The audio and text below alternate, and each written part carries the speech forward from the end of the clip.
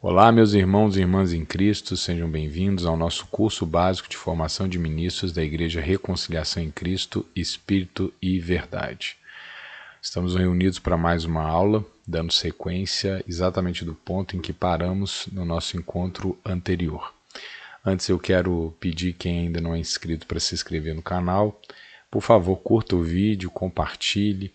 Se tiver alguma dúvida, pode comentar. E outros assuntos atinentes não apenas a esse curso, como também a nossa igreja, fique à vontade de olhar aqui na descrição do vídeo, inclusive o link para aquisição da obra que guia os nossos estudos. Estamos na página 29 e falávamos sobre a relação entre obras e fé no processo de salvação, e hoje avançaremos sobre o tema da santificação. Amém? Então vamos lá. Terminamos com esse verso. Criados em Cristo para boas obras. É o verso 10 de Efésios capítulo 2. Porque somos feitura sua, criado em Cristo Jesus para as boas obras, as quais Deus preparou para que andássemos nelas. Já bem, meus irmãos, não me preocupo aqui com a repetição, amém? Já tenho dito que é até um recurso pedagógico a gente repetir aquilo que é fundamental. E então tem certos termos que vão aparecer a todo momento, e é bom que aconteça dessa forma. Eu quero chamar a atenção para o fato de que não são as nossas obras ou o nosso esforço que leva à salvação, mas ao contrário. Deus nos salva através do ato de Jesus Cristo. E uma vez salvos, nós passamos a querer, desejar, ambicionar nos tornarmos pessoas melhores, pessoas que vão realizar obras do bem, fazer a vontade de Deus. Amém? Essa é a ordem dos fatores, é a ordem honesta das coisas. Pois sem Deus nós estávamos perdidos. Ele nos salva. Por gratidão, temor, amor, nós então desejamos, uma vez entendido que a nossa natureza caída foi restaurada, nós queremos ser de fato aquilo que Deus nos tornou. Então, aí sim, as obras boas se tornam a expressão da fé que nós carregamos. O que define se a pessoa tem fé ou não? Primeiro, uma observação importante. Quem fala sobre a fé é a própria pessoa.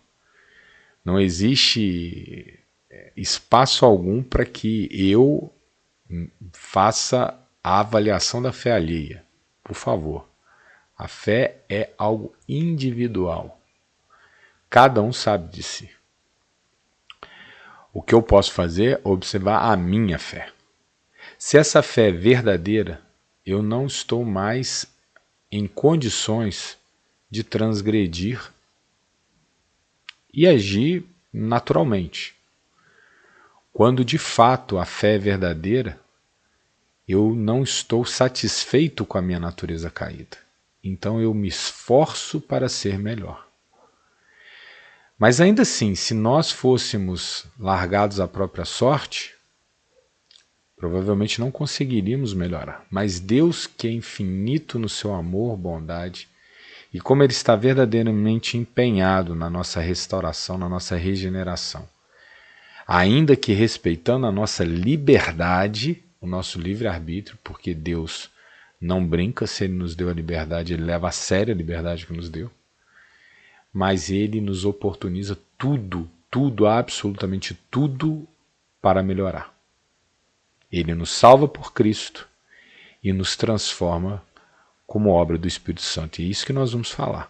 Mas antes é importante destacar a questão que às vezes causa alguma controvérsia, alguma dúvida, e temos visto alguns sintomas disso em certas vertentes, certas variantes da nossa comunidade evangélica, que é com relação às práticas judaizantes. especialmente relacionadas à lei, a guardas, a certas festividades. A princípio, não haveria de ter nada contra, amém? O problema é quando isso gera confusão. O que eu quero dizer? Ora, ao invés de comemorar uma festa junina que tem uma origem pagã, por que não, né, uma festa de Pentecostes? Nada contra, absolutamente nada contra. Devemos disputar também a cultura e tudo mais. Guardar um dia mal não faz, absolutamente. Aliás, Romanos 14 é uma leitura obrigatória.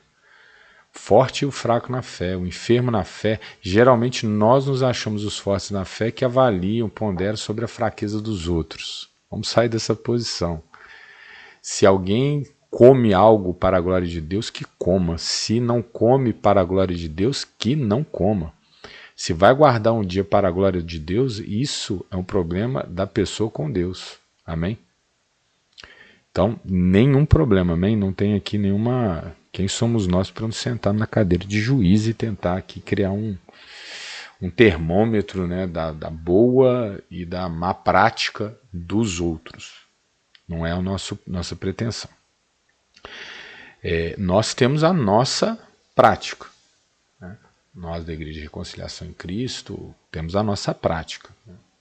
Damos relevância para certas coisas que para nós dizem muito, falam alto, né? São fundamentais. Falei na primeira aula sobre, por exemplo, o batismo nas águas, o sentar à mesa na Santa Ceia, isso para nós é caro, é importante. Né? Mas para outras denominações há acréscimos que, volto a dizer, nada contra. O que nós queremos alertar nesse ponto? É para que o secundário não tome o lugar de essencial. Porque esse é o caminho da religiosidade. E a religiosidade não faz bem. A lei, meus irmãos, ela ocupa um lugar no plano de salvação de Deus muito específico. Seu objetivo, ele é muito claro. Eu chamo a leitura, principalmente das cartas de Paulo, Romanos, Gálatas e a carta aos Hebreus, cuja autoria nós não podemos afirmar contundentemente que seja de Paulo, também não podemos dizer que é de qualquer outro. Fato é que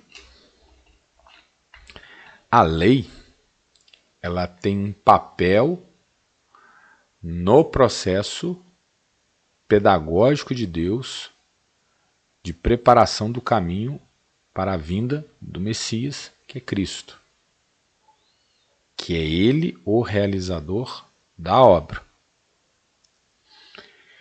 Então, quando nós lemos lá Levítico, por exemplo, no Antigo Testamento, no Pentateuco, e a gente se depara lá com um monte de regras, aquelas regras elas tinham uma finalidade. Essa lei, ela tinha um propósito, mas uma vez que veio Cristo, a lei se realizou nele. E a partir de então, começa a vigir uma nova aliança, que não está mais sob a lei, mas está sob a graça. Tem alguns teólogos que trabalham com a ideia de dispensação, outros trabalham com a ideia de aliança. Nós não vamos aqui entrar no mérito do debate. O que nós queremos dizer é que, em termos práticos, a lei ela preparou o caminho para a graça. Como que isso acontece? Vamos lá.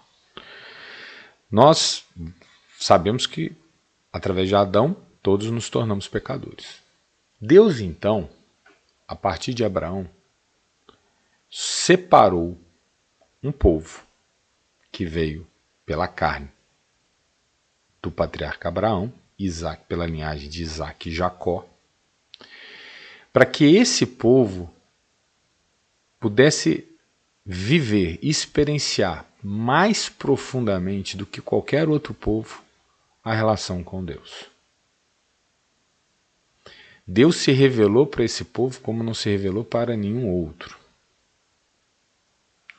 Que privilégio maravilhoso, não tenha dúvida.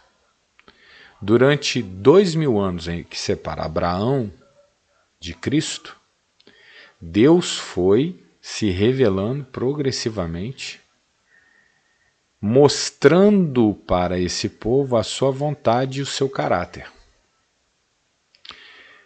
Por que Deus fez isso? Primeiro, para que todos nós pudéssemos entender o que é a obra de salvação e ter clareza daquilo que Jesus fez por nós. Por outro lado, também serve para que a gente saiba o que Deus espera de toda a humanidade. Ele está falando para um povo, como se fosse uma amostragem, como se fosse, sabe, uma parte separada do todo, que é a humanidade, para que, né, naquela parte ele pudesse, né, generalizar para toda a humanidade. O que somos nós, seres humanos? E uma vez entendida a vontade de Deus, nós logo nos deparamos, constatamos o fato de que nós não conseguimos fazer a vontade de Deus. É isso que nós lemos em todo o Antigo Testamento, de Abraão a Malaquias. Deus vai se revelando, vai mostrando a sua vontade, e o que vemos é que as pessoas caem dessa vontade. Seguem a Deus durante um tempo com fervor, mas caem, sistematicamente caem, erram, tropeçam, se desviam. Às vezes de forma mais gravosa, às vezes de forma mais amena, dando obviamente grandes lições. Não estou aqui com isso diminuindo imagens de personagens como Abraão, mas eu não posso, né, que foi realmente um exemplo de fé, especialmente no evento de Isaac, no evento de sair de Ur, né, para seguir para uma terra que ele desconhecia, etc. Um homem justo, leal, íntegro. Né, quando decidiu obter terra, ele comprou, pagou, deu o dízimo daquilo que ele conquistou para um sacerdote, Melquisedeque, resgatou Ló, seu sobrinho, se desviou de de todos os desvios morais que se verificavam nas Campinas de Jordão, Sodoma, Gomorra, etc. Intercedeu pelas cidades antes de serem destruídas. Então, é um homem justo e íntegro, mas errou, pecou. Mentiu, foi para o Egito quando devia, levou Ló quando Deus falou para se apartar da parentela, se deitou com Agar. Né? Então, enfim, ele errou também. E como ele, Davi, como Davi, Josué, como Josué, Gideão, como Gideão, todos os outros personagens do Antigo Testamento. É como se Deus estivesse separando essas histórias para nos mostrar, sobretudo, acima de tudo, que sozinhos nós não podemos obter salvação. Os mais íntegros, os mais justos, mesmo eles não conseguiram. Qual é o personagem da Bíblia que realmente há uma história densa, né, detalhada, que nunca pecou? Então a lei ela foi dada para que nós, após, né, a experiência do povo judeu, pudéssemos voltar o olhar para eles, e por isso a Bíblia está aí, que é para nos relatar essa história, para tornar insofismável essa experiência, para que a gente tenha acesso à grande pedagogia de Deus, e constatar. Sozinhos nós não conseguimos. Alguns acabaram lendo, como É muito comum, de maneira enviesada, o Antigo Testamento e cultivando o ódio aos judeus. Mas não é de maneira nenhuma para nós termos ódio. Os judeus são o espelho da humanidade. Como eu disse, é uma amostragem. Poderia ser os jebuseus, os filisteus, os assírios, qualquer que fosse. Poderia ser pelo ramo de Edom e não o ramo de Israel, que o resultado seria radicalmente o mesmo. Deus selecionou um povo, separou, para que toda a humanidade se enxergasse nesse povo. Por isso que não há problema nenhum no culto a gente usar Israel para nos referenciar à igreja quando lemos as experiências do Antigo Testamento, nenhum problema. Agora, nós jamais podemos nos achar Israel como tal, porque Israel é um experimento que passou. Deus tem seus compromissos com Israel, não é o nosso tema aqui. E Israel está lá, continua existindo. Apesar dos pesares, como um milagre de Deus, a constatação que a promessa pela terra, ela está sendo cumprida. Apesar de todos os pesares. Mas a nossa promessa nunca foi a terra física. A nossa promessa, como igreja, sempre foi o reino celestial. Amém? Então nós não podemos nos confundir. Vou dar um exemplo. Por que a lei é necessária? O que significa, né, aqueles ritos de purificação? Por que logo depois que acaba Êxodo, Moisés não consegue entrar no tabernáculo? Aí vem Levítico para ensinar um monte de cerimônia. Ele está dizendo que nós temos que nos purificar, nós temos o quê? Que nos delimitar de toda impureza. E essa impureza ela atinge todos os níveis. Tem um nível moral, tem um nível físico. Nós temos que cuidar do nosso ser, naquilo que nós comemos, na forma como nós tratamos o nosso corpo, na forma como nós tratamos nossos entes, na forma como nós tratamos os nossos concidadãos, né, os nossos conterrâneos, os nossos, até dos nossos inimigos, como nós praticamos a justiça, como as coisas que nós fazemos de errado são sérias, graves e geram, né, resultados. É isso que Deus está mostrando para nós, independente dos pontos exatos, né, do que não comer, de qual ato não praticar. Ali o que está sendo ensinado para nós é a necessidade de nos purificar e nos delimitar das ofertas que nos destroem. Outro exemplo, em outra camada, né? O pecado gera, já falei sobre isso, o pecado gera morte. E para que isso fique claro, nós vamos então, toda vez que pecar, executar um animal. Isso é para que as pessoas saibam da gravidade do ato de pecar. E ao separar aquele animal que vai ser sacrificado, não pode ser qualquer um, tem que ser o melhor. Aquilo é a imagem de Cristo. O bode expiatório é a imagem de Cristo. A ovelha é a imagem de Cristo. Aquele animalzinho sem mancha, sem defeito, sacrificado, cujo sangue é derramado e aspergido lá no Santo dos Santos, aquilo é para que as pessoas, desde a época de Moisés, 1500 anos antes de Jesus, já começassem a compreender o que viria pela frente com Jesus. Amém? O que são as guardas? As guardas de dias, festas, é para que aquela memória fosse cultivada, para que não se perdesse ao longo do tempo.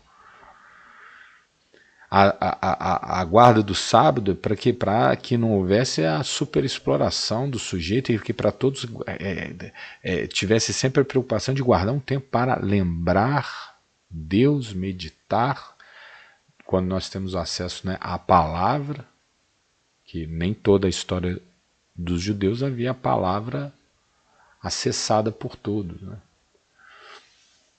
Enfim, o perdão, a justiça, tudo isso, e tudo num processo progressivo, você vai perceber. Deus começa na lei de Talião, olho por olho, dente por dente, que era uma lei praticada entre os povos mais civilizados da antiguidade, naquela época lá do bronze, né, da idade do bronze, que é ali onde está situado Abraão e Moisés. Davi em diante já é a idade do ferro, já é a época do ferro.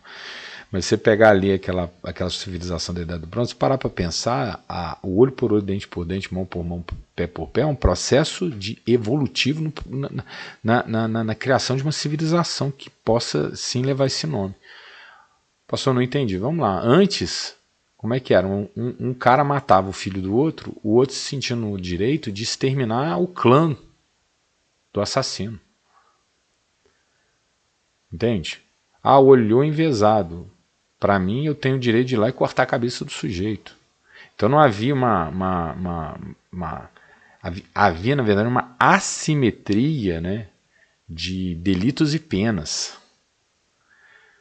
O que a lei de Stalin, o que o olho, a tese de, né, tá lá era o código de Hammurabi, né, e que a Bíblia traz também, né, rigorosamente ali o mesmo regramento.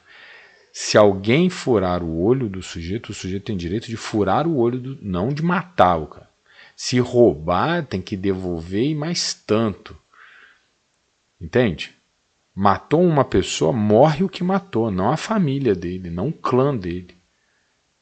É uma limitação da realização da justiça. É um processo de civilização. Um processo de evolução civilizatória, porque antes a coisa era muito mais bárbara, chocante. Para os nossos olhos isso é chocante, mas nós temos que sempre cuidar para não pensarmos no passado com as categorias do presente. Hoje falar que uma pessoa que roubou deve ter a mão decepada é horrível, mas para a época quem roubava era morto ele e a família, e a partir de agora ele só vai perder a mão. Isso é um avanço. Amém? Então Deus também foi aos poucos preparando a humanidade para poder compreender a mensagem de Jesus. Se Jesus, meu irmão, aqui fazendo uma forçação de barra, não tenho condições de aprofundar, mas se Jesus viesse na época de Abraão, ele era incompreensível. Era necessário passar pela lei, que contém as paixões e os ímpetos, que estabelece limites, que faz as pessoas introjetarem em si, né, regramentos, que faz desenvolver uma moralidade para lá na frente Jesus ser compreendido quando ele fala: ame. E meus irmãos, com base nisso que eu acabei de falar, se quiser pausa o vídeo e volta lá em Mateus capítulo 5 em diante, Sermão do Monte. E você vai perceber que é exatamente isso que Jesus está fazendo ali. Ele vai dizendo assim, né? Até hoje a lei disse que você devia furar o olho do cara. Agora eu estou dizendo, não fure mais, perdoe. Moisés deixou vocês darem carta de divórcio às mulheres por causa da dureza do seu coração, mas agora não tem mais divórcio. Um homem ou uma mulher. Entende? Para que Jesus, inclusive, estabelecesse a monogamia, como Deus já tinha definido lá no Jardim do Éden, com Adão e Eva, um homem e uma mulher abandonaram a sua casa, né, se farão os dois uma só carne. Para que Deus estabelecesse esse regramento com Jesus, foi necessário ali, né, engolir Abraão, né, deitando com Agar, os casamentos de Davi. Até para a gente entender, com Salomão, por exemplo, que essa prática de muitas esposas acabam trazendo para dentro da casa práticas estranhas e corrompendo a fé em Deus, no Deus Criador. Enfim, não vou aqui fazer grandes reflexões, não é o nosso objetivo. Eu só quero chamar a atenção de que por algum tempo Deus suportou muitas coisas que não eram a regra, mas que eram necessárias serem suportadas, porque Deus está estabelecendo uma grande pedagogia ao longo de milênios, um grande processo educacional. Amém? Eu falei anteriormente, numa das outras aulas, nós não começamos a ler por frases, nós começamos a ler por letras. Primeiro é necessário o professor nos ensinar o A, B, C, D, depois o B, A, Bá, B, B, B, B, depois as pequenas palavras, bola, depois as pequenas frases, bola é branca, para depois as frases mais sofisticadas e então os textos mais profundos. Então Deus começa na letra, depois ele vai para a sílaba, depois ele vai para a palavrinha, depois ele vai para... até que o povo seja preparado para entender Cristo. Amém? Então a lei cumpre esse papel, essa finalidade. A circuncisão da carne era uma figura, uma imagem da verdadeira circuncisão que haveria de vir na frente, que é a circuncisão do coração. Os sacrifícios do passado vinham para estabelecer no homem regras de autocontenção, para que mais na frente ele tivesse a condição de ter um espírito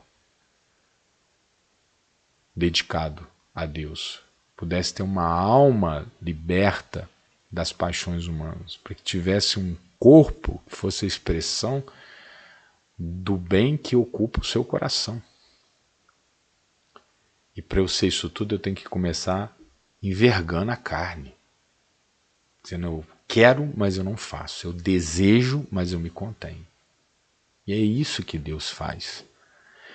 Portanto, voltar às velhas práticas, irmãos, é andar para trás. E não sou eu que falo, leia em Gálatas.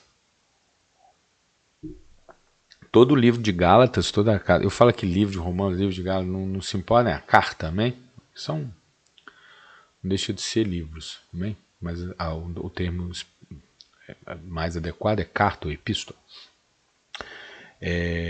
Falo em livro porque a Bíblia são fascículos, né? São um conjunto, biblioteca, né? Bíblios, um conjunto de livros, né?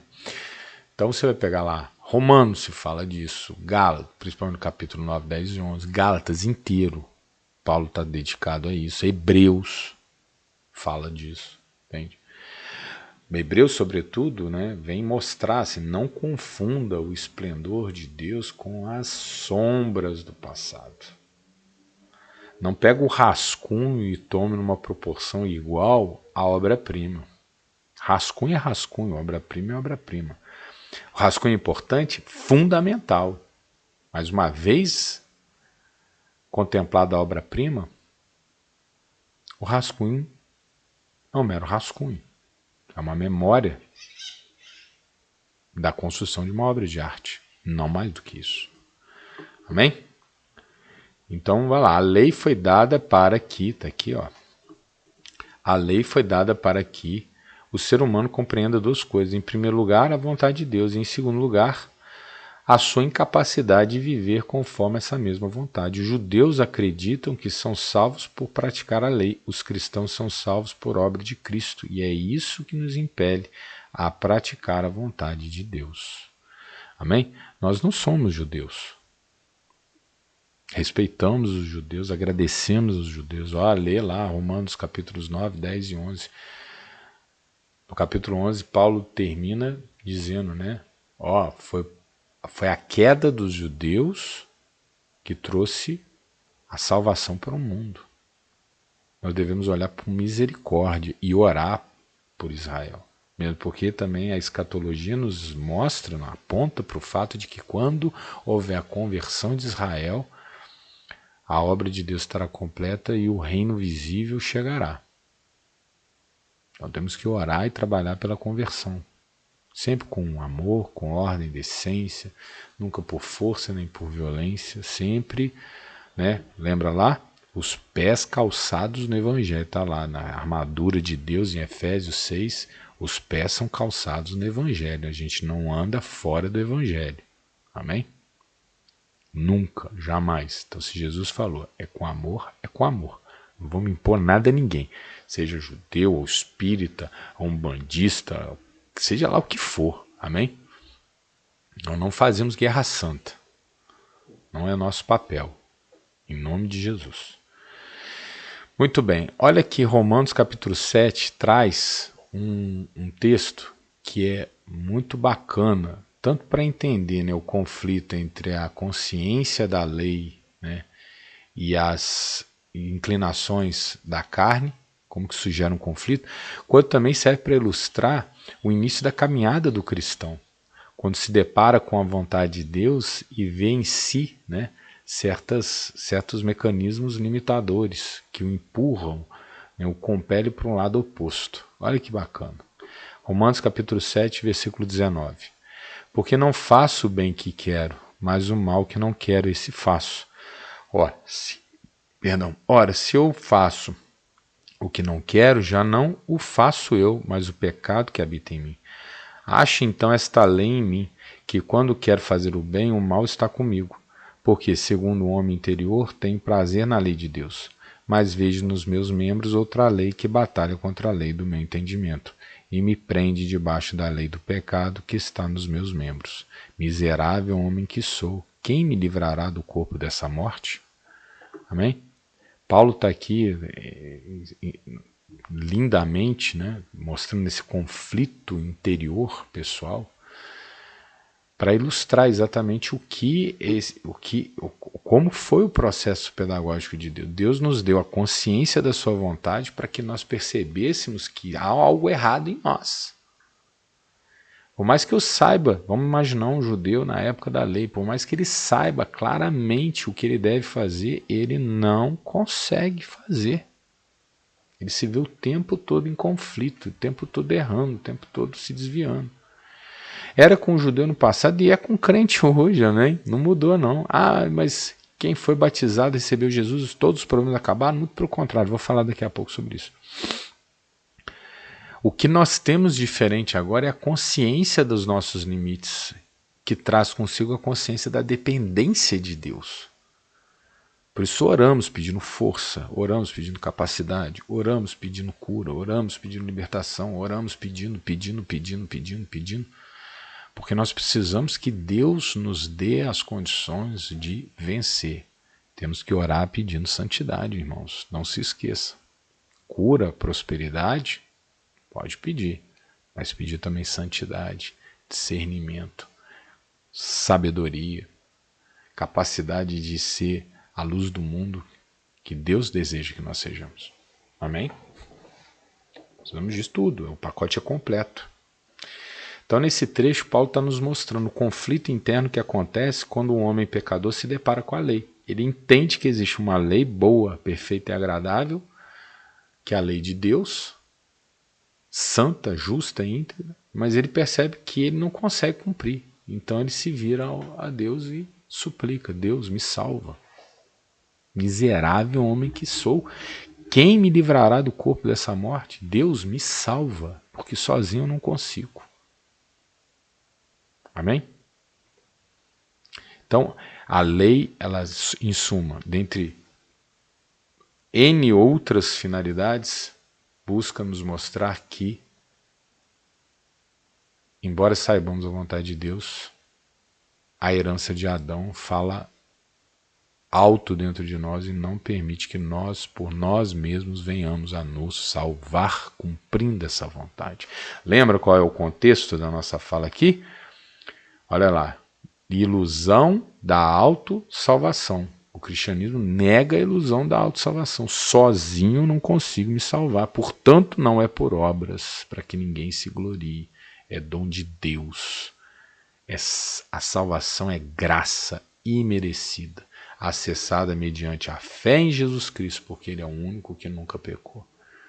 Ele se deu por nós e através dele, que é o caminho, nós podemos alcançar a maravilhosa providência salvífica de Deus.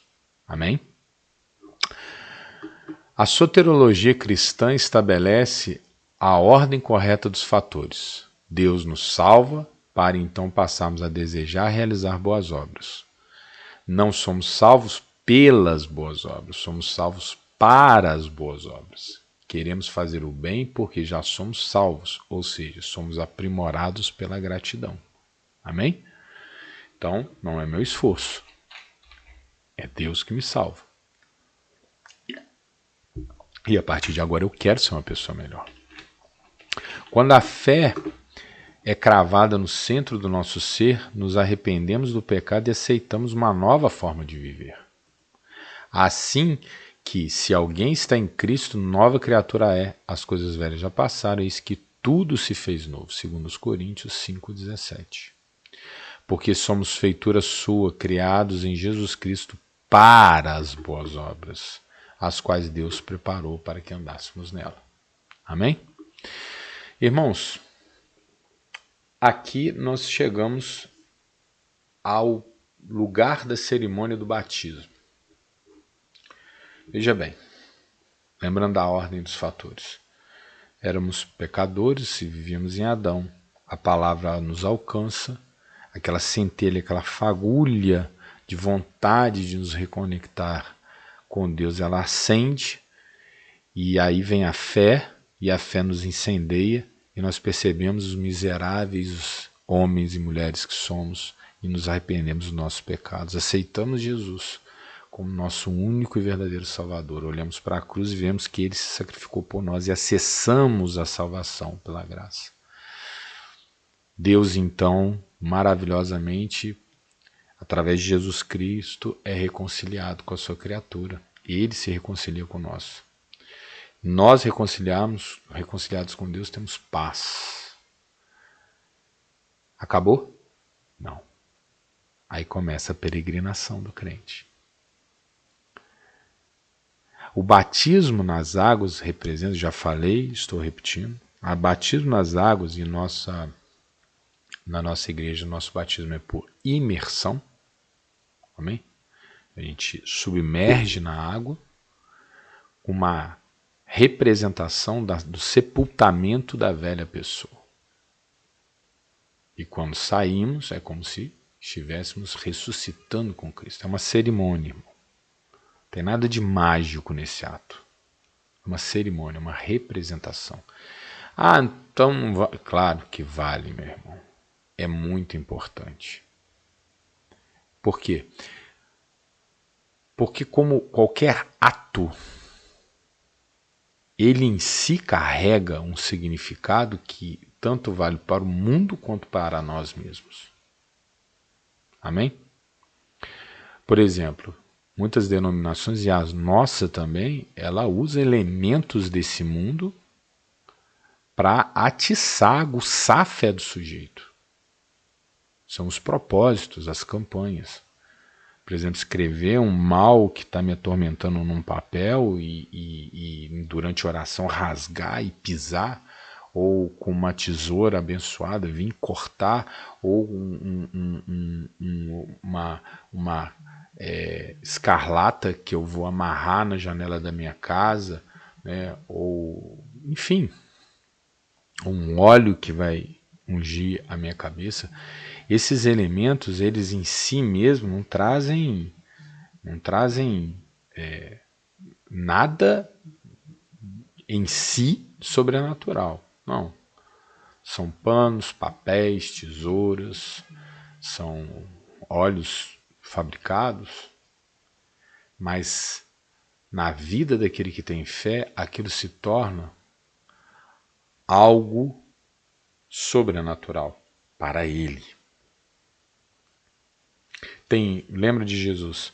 Teve um momento que Jesus falou uma palavra e a cura aconteceu. Teve um momento que Jesus teve que tocar.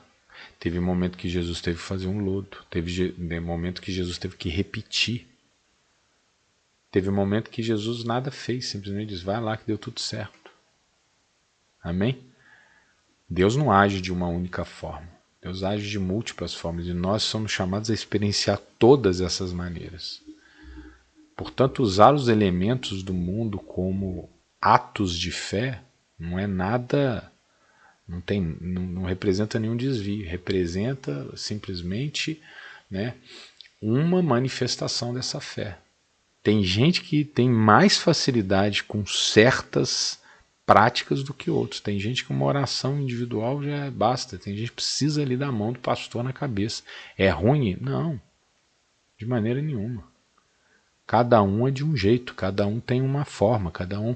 Tem gente que gosta mais de feijão, tem gente que gosta mais de muqueca. Amém? Nós devemos respeitar todo mundo e proceder de todas as maneiras possíveis e imagináveis para ver a bênção de Deus acontecer. Então, a cerimônia do batismo ela tem um papel de apresentação para o mundo e um papel de convencimento pessoal. Ô, irmão, como faz diferença a pessoa falando, poxa, mas eu já desci nas águas do batismo. Eu preciso ser diferente. Eu já fui sepultado com Cristo. Eu já tenho que ser uma nova criatura. Nas lutas, nas batalhas mentais, meu irmão, todas as armas são necessárias. Então nós descemos as águas representando a morte. Saímos das águas para uma nova vida. Irmãos, e aqui eu acho que esse ato ele é magnífico porque ele mostra a completude da missão. Ele aponta claramente para o que vem pela frente. Porque, meus irmãos, vamos lá. Quando uma criança nasce, ela mal tem ali alguns gatilhos ela tem ali alguns gatilhos biológicos que são acionados ali para garantir ali o mínimo do mínimo. Quer dizer, mamar ninguém ensina, a criança vai lá e faz, é o instinto dela. Chorar, enfim, reconhecer pelo cheiro a mãe, são instintos, coisas básicas. Mas fora isso, a criança não sabe nada. Ela não sabe nem se virar sozinha, se virar literalmente, né, na cama. Ela precisa de tudo, ela precisa aprender tudo, absolutamente tudo. Aprender a se virar, aprender a subir a cabecinha, aprender a engatinhar, aprender a dar os primeiros passos, aprender a andar, aprender a correr, aprender a balbuciar, aprender a falar palavrinhas curtas, geralmente pronunciando sílabas, depois falar palavrinhas mais corretas, mais difíceis, enfim, e aí vai. Com o crente é exatamente isso que acontece. É como Paulo diz, né? Começa com leite materno, para depois, apenas depois, poder comer o alimento sólido. O crente, quando sai das águas, ele tem que ter no coração dele que ele está agora desafiado a começar tudo de novo. E com uma dificuldade a mais. Ora, aprender o nosso idioma não é fácil, mas aprender um novo idioma é difícil. E tão mais difícil será quanto mais velho o sujeito. Já viu aquela expressão, né? Burro velho não aprende truque novo, cachorro velho não aprende truque novo. Quanto mais velho, mais difícil aprender. E com crente é assim. Mais difícil do que você aprender é você reaprender. Aprender algo que implica em desaprender antes um outro algo. Pastor, está confuso. Vou explicar. Antes, eu tinha um círculo de amigos. Estou aqui dando um exemplo, falando na primeira pessoa, para você se ver na minha fala. Eu tinha um círculo de amigos. Conversava determinados assuntos. Frequentava certos lugares. Tinha um hábito de ver certos programas. Tinha uma conduta com as outras pessoas, às vezes mais irada. Flertava com a lascívia. Isso era o eu antes. Desceu nas águas, meu irmão, zerou o jogo. No momento que você encontra com aqueles amigos, você percebe que aqueles assuntos não são os seus assuntos. Eles te convidam para ir para aquele lugar que agora não é um lugar apropriado. Quando você chega em casa e liga a TV e vê aquele programa, você começa a perceber que naquele programa existe uma malícia que não é bom para os seus olhos, não é boa para os seus olhos. Ao se ter uma atitude irracível, você percebe que aquilo te causa uma dor, um desconforto que antes não causava. Quando você olha para uma outra pessoa desrespeitando seu matrimônio, você entende exatamente que aquilo é um desrespeito e aquilo te machuca. Meu irmão, você está chamado a ser totalmente diferente, a negar isso tudo, como Jesus falou. Aquele que quiser vir após mim, negue-te a ti mesmo, tome a tua cruz. No caso, no livro de Lucas está, de cada dia, em Lucas tem essa, de cada dia, e segue-me. Está lá no Evangelho de Marcos, está no Evangelho de Lucas, Lucas acrescentando de cada dia. cada dia a gente tem que tomar um desafio novo e aprender um pouquinho. Isso se a gente decidir, olha só, se quiser vir após mim, se quiser, você pode escolher. Quer? Aí Jesus dá a ordem. Então negue-se a si mesmo. Tira tudo que você era antes. Toma a cruz, o desafio, e vem. E esse tomar a cruz é todo dia. Todo dia você vai encontrar uma pedra de tropeço nova que você vai ter que superar. Então, aquela velha pessoa, ela de fato morreu naquela água. E uma nova pessoa apareceu. Mas não é uma nova pessoa completa, meu irmão. É isso que eu quero dizer. É uma pessoa que está por ser feita, ser moldada. Então você vai ter que aprender um novo assunto. Você vai ter que fazer novas amizades. Você vai ter que conhecer outros ambientes para frequentar. Você vai ter que aprender a lidar de forma diferente, tanto com as outras pessoas, quanto com aquilo que a tua carne às vezes tenta, sabe, te tentar. Você vai ter que resistir às tentações. Você não tem escolha. Agora você é uma nova criatura. Amém? Romanos 6,2. De modo nenhum, nós que estamos mortos para o pecado, como viveremos ainda nele? Ou não sabeis que todos quantos fomos batizados em Jesus Cristo fomos batizados na sua morte? De sorte que fomos sepultados com ele pelo batismo na morte, para que, como Cristo ressuscitou dos mortos para a glória do Pai, assim andemos nós também em novidade de vida. Porque se fomos plantados juntamente com ele na semelhança de sua morte, também o seremos na da sua ressurreição. Sabendo isto, que o nosso velho homem foi com ele crucificado, para que o corpo do pecado seja desfeito, a fim de que não sirvamos mais ao pecado, porque aquele que está morto está justificado do pecado. Amém? Aqui Paulo começa com de modo nenhum, porque ele está fazendo aqui um debate, né, com um interlocutor imaginário, né, que está questionando. Então, se esse negócio de fé é muito fácil, você tem fé, então está salvo, acabou tudo, então posso ter fé e seguir pecando? Aí Paulo está falando de modo nenhum, meu irmão. Se você tem fé, se a tua fé é autêntica, você vai se sentir realmente uma nova criatura. Você vai sentir que aquele pecado que estava com você não te pertence mais. Aquilo morreu, está sepultado. Amém? E lembra lá da fala anterior, lá de Romanos 7, que Paulo fala, miserável homem que sou? Aquilo vai acontecer na vida do crente várias vezes.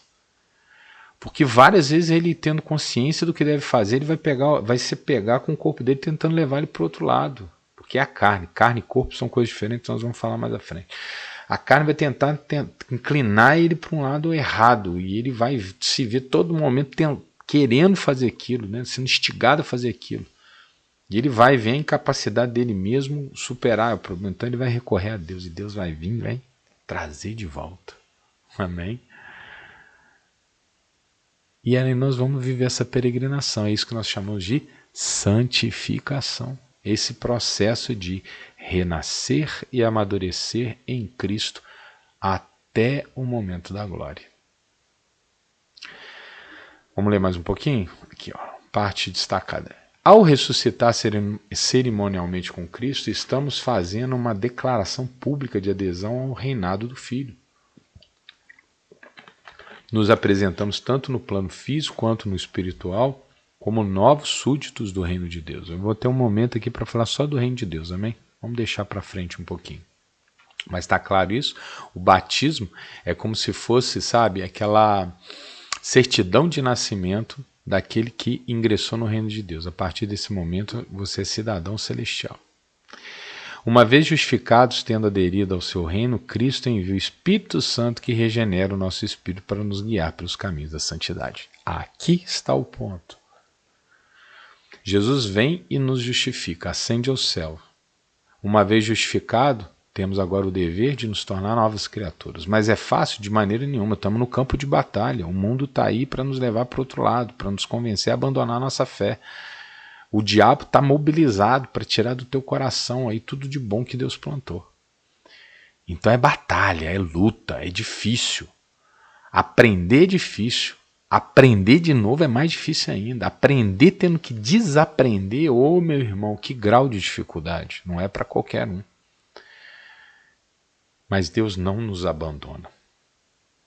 Não nos abandonou na justificação e não nos abandonará na santificação. Pelo contrário, ele manda reforço. Amém? Jesus ascende ao céu e manda o Espírito Santo. Leia lá no Evangelho de João. Eu preciso ir para que depois que eu vá para junto do Pai, possa enviar o Consolador. Quem é o Consolador? O Espírito Santo. O Espírito Santo é o que dá sequência à obra que Jesus começa. E Jesus começa e continua, né? Porque Jesus ele fez a parte dele na terra e continua das alturas realizando a obra como nosso Rei. E aquele que vem em nosso socorro, enviado pelo Filho de Deus, como uma das três partes da divindade de Deus, é o Espírito Santo.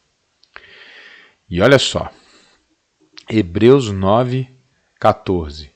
Quanto mais o sangue de Cristo, que pelo Espírito eterno se ofereceu a si mesmo imaculado a Deus, purificará a vossa consciência das obras mortas para servirdes ao Deus vivo. O Espírito Santo ele vem que é para nos convencer dia após dia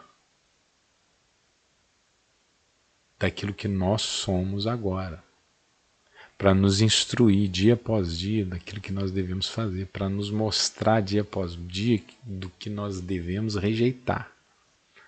Ele não fica longe da gente, está dentro do coração. Por que o coração? Porque o coração é onde o espírito, a alma e o corpo se encontram, se enlaçam. E é ali que as batalhas espirituais vão acontecendo. O Espírito Santo habita o crente para transformá-lo de dentro para fora. 1 Coríntios capítulo 3, versículo 16. Não sabeis vós que sois o templo de Deus e que o Espírito de Deus habita em vós? O Espírito Santo está em você, meu irmão. Se você creu e foi salvo, saiba, o Espírito Santo está em você. Ele está aí para te ajudar. Ele ensina tudo o que precisamos saber. Está aí, João 14, 26. Mas nada disso é automático. Até este ponto a obra foi exclusiva de Deus, porém a partir desse instante precisamos tomar uma posição ativa no processo de transformação. E isso ocorre quando permitimos que o Espírito Santo, unido ao nosso próprio Espírito, passe a nos dirigir de fato. Então, meu irmão, aqui, lembra que até aqui só Deus, mas agora a gente começa a agir também. A nossa ação é nos inclinar para o Espírito e confrontar as nossas disposições carnais. Amém? O Espírito ele vai dizer, faça, e a gente tem que fazer. Ele não vai nos obrigar a fazer. Ele vai simplesmente dizer, faça. Ele vai nos alertar, não, isso não. Amém? A palavra de Deus ela ocupa esse lugar, porque nós, veja bem, a palavra de Deus ela tem um momento da revelação, que é quando foi escrita. Homens ungidos por Deus foram usados pelo Espírito Santo para escrever a palavra, no propósito de Deus. Nós que lemos a palavra, ao nos depararmos com a revelação, nossa compreensão é iluminada pelo Espírito Santo para que a gente possa transformar aquela palavra numa aplicação prática na nossa própria experiência. É por isso que o Espírito Santo usa o pastor na hora dele falar a palavra, dele interpretar a palavra, porque ele comunica a palavra para que a pessoa, ao ouvir, tenha fé, entenda aquela palavra. O pastor, ele é usado por Deus para ajudar na compreensão da palavra. E ele, portanto, faz parte desse plano da iluminação que o Espírito Santo realiza. O Espírito Santo tanto ilumina o sujeito para ele mesmo entender a leitura que ele está fazendo, quanto ilumina o pastor para ele apresentar aquela interpretação das Escrituras voltada para que aquela outra pessoa continue entendendo o que aquilo quer dizer para ele, para a vida dele. Por isso também nós temos um tipo, e aqui eu volto a falar da nossa igreja, nós temos um tipo de culto expositivo em que a gente vai fazer aquela análise, exegese gramatical e histórica da palavra, para a gente entender a palavra em si, no momento, no contexto que ela foi escrita, etc. E nós temos um momento também da interpretação puramente espiritual, que é quando os versículos eles se reorganizam numa nova mensagem, amém? Que busca falar especificamente para o indivíduo que ouve. Amém? Tá? As duas formas. Né? Tem ministério que tem tipo de prioridade de culto expositivo e outro que a gente chama de espiritualizado. Né? Embora toda exposição ela é espiritualizada e toda a palavra espiritualizada ela traz os seus aspectos gramaticais e históricos. Mas o que eu quero dizer é que tem ali um vetor diferente nos dois atos. Né? Na nossa igreja nós temos o estudo bíblico. Um culto de estudo bíblico. Ali é gramatical, é histórico. E as mensagens espirituais elas estão ali embutidas. E tem um momento, um culto de domingo, que ela é toda espiritualizada e a gente vai ao explicar a palavra, né, vai ali recorrendo à gramática e à história. Enfim, as duas são válidas, mas operam com objetivos diferentes. O que eu quero chamar a atenção aqui, que nós não estamos no ponto da exegese, é dizer que o Espírito Santo ele ilumina o crente a compreender a palavra. Vou aqui dar um exemplo. A pessoa vai ao culto, assiste o pastor falar, aquilo toca nele, ele pensa, puxa, essa palavra foi para mim. Aí ele chega em casa e ele começa a orar. É o individual, é ele com Deus. E aquela palavra ela vai voltando na cabeça dele. Às vezes um culto que ele assistiu há um mês, há um ano atrás, e aquela palavra volta. Ou em outro momento ele está lá lendo a Bíblia, está lendo lá os versículos tal, né? Lê várias passagens, e aí quando ele está na oração dele, as passagens de lugares diferentes vão se reagrupando, formando um texto novo. É assim que o Espírito Santo fala conosco. Então, portanto, as três coisas têm que estar associadas: o culto, a congregação, a leitura individual das Escrituras e a oração. Os três, você não pode abrir mão de nenhum dos três. É assim que Deus conversa conosco. Amém? Lindo, né? Então o Espírito Santo está aí. E olha como que é forte. Tem momentos que aí vem uma voz na sua cabeça e fala, não faça. Aí ainda assim você vai e faz. Imediatamente vem a tristeza. Não devia ter feito. A gente passa por isso uma vez, duas vezes, três vezes. Na quarta vez a gente já passa a se render. A palavra vem aquela voz e diz, não faz, você já para. Isso não vai me fazer bem. É como você comer uma coisa que depois te dá dor no estômago. Você comeu, mas é tão gostoso, comeu, deu aquela dor. Mas às vezes você duvida, talvez não tenha sido aquilo, come de novo, deu de novo. Não, realmente, toda vez que eu comer isso, vou ter problema. Então, eu não quero ter esse problema. Então, não vale tão gostoso que é, eu simplesmente não vou fazer. E o Espírito Santo está dentro de nós é para nos garantir que Deus está o tempo todo nos guiando nesse caminho que começa no momento que a gente sai das águas do batismo para nos tornar uma nova criatura. E terminamos hoje com essa passagem. 2 Coríntios, capítulo 1, versículo 21. Mas o que nos confirma convosco em Cristo e o que nos ungiu é Deus, o qual também nos selou e deu o seu penhor do Espírito em nossos corações. Amém? Então, Deus nos transforma e manda o Espírito Santo para garantir que essa transformação ela consiga superar todos os obstáculos que vão aparecendo. Lembra lá que Jesus falou, aquele que quiser vir após mim, negue-se a si mesmo, toma a tua cruz e segue. O Espírito Santo está ali com a gente, ajudando a carregar essa cruz. Amém? Nos convencendo do pecado, da justiça, do juízo, dentro do nosso coração, falando com a nossa alma. Nós vamos falar mais sobre essas batalhas internas e na próxima aula nós vamos falar sobre as vozes. O Espírito Santo ele tem uma voz específica e a gente precisa saber reconhecer essa voz. Como eu falei, você lê as Escrituras, elas entram em você. Aí você se depara com uma situação inédita. As Escrituras ela não falam exatamente daquela situação. Tipo, comprar um carro. A Escritura não fala nada de comprar um carro. Mas, por analogia, você encontra nas Escrituras alguma coisa que te orienta nesse negócio. Para sim ou para não. Ali é o Espírito Santo, sabe? Iluminando. Ou outra coisa, né? uma situação totalmente inédita, você não sabe o que fazer. Daí você busca os princípios. De acordo com a Bíblia, isso é certo ou errado? Vamos lá, vou dar um exemplo, a gente ir finalizando. A pessoa está com uma crise no casamento. O cônjuge, não é crente. Ô irmão, não duvide, o diabo vai usar isso para te desviar. Ele vai botar na tua cabeça. Não, você pode divorciar assim, tua esposa não é crente, o teu marido não é crente. Aí a pessoa vai para a igreja e encontra uma pessoa bacana, legal, que, como dizem aí, né, dá condição. Começa a dar mole. Aí o diabo vai falar. Como vai falar? Tá vendo? Outra não é crente, você conheceu essa pessoa na igreja. Vai lá, larga sua mulher, larga seu marido, fica com essa pessoa. Tá justificado, ó, tá na unção. Ô irmão, não se deixe enganar. Não se deixe enganar. Encontrei uma carteira dentro da igreja. Então é bênção de Deus. Deus que fez essa carteira aparecer aqui. Eu vou ficar com dinheiro. Por favor. A palavra de Deus tem princípios claros. Claros. E eles devem guiar a tua vida. Está escrito.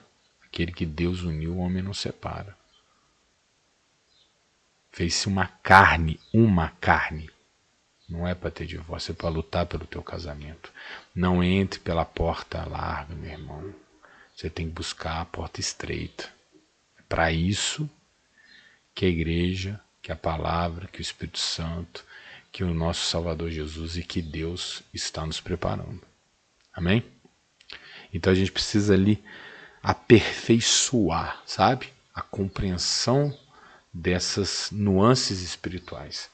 E para isso a gente tem que saber identificar a voz do Espírito entre tantas vozes que falam na nossa mente, entre elas inclusive a do diabo. Mas esse é o assunto do nosso próximo encontro, quando então partiremos aqui da página 34 do nosso livro, Manifesto e Reconciliação em Cristo, Espírito de Verdade, que está guiando os nossos estudos. Vou fazer uma oração em nome de Jesus. Pai amado, Deus querido, que o Senhor, meu Deus, continue abençoando as pessoas que estão acompanhando esse curso, o meu irmão, minha irmã que chegou até aqui, até esse momento. Em nome de Jesus, eu libero uma bênção especial na vida dele, Pai, na vida dela, aquilo que eles estão orando, que eles estão buscando. Ó, meu Deus, que eles estão, Pai, guardando no Senhor, às vezes uma coisa que só o Senhor sabe. Em nome de Jesus, como está na tua palavra, eu me junto à fé desse irmão. E meu Pai amado, eu creio, meu Deus, que esse bem maravilhoso, dentro da tua providência, há de acontecer para a tua honra e para a tua glória, em nome de Jesus. Amém. Glória a Deus, meus irmãos. Fiquem com Deus. Até a nossa próxima aula.